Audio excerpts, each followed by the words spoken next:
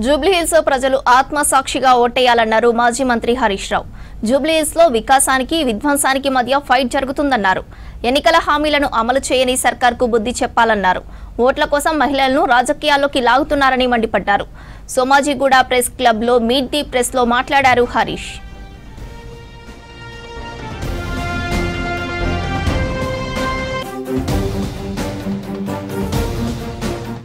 ఇవాళ బీజేపీ కాంగ్రెస్ రెండు ఒకటే.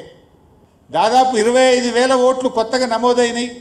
ఇందులో డూప్లికేట్ ఓట్లున్నాయి, వాళ్ళు అక్కడ ఉండడం లేదు, దొంగ ఓట్లున్నాయి, ఓట్ చోరీ జరుగుతుందని బీఆర్ఎస్ ఫిర్యాదు చేస్తే కిషన్ రెడ్డికి పట్టది, బీజేపీ ప్రశ్నించది, బీజేపీ దాని మీద ఎంక్వైరీ వేయదు. మీ చేతులు అధికారం ఉన్నా మీరు పట్టించుకోరు.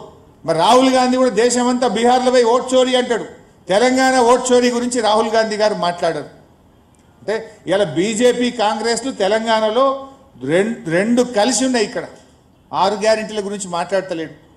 నిన్న ఒక మంత్రి మాట్లాడుతూ తులం బంగారం ఉత్తదే అని చెప్పేసింది.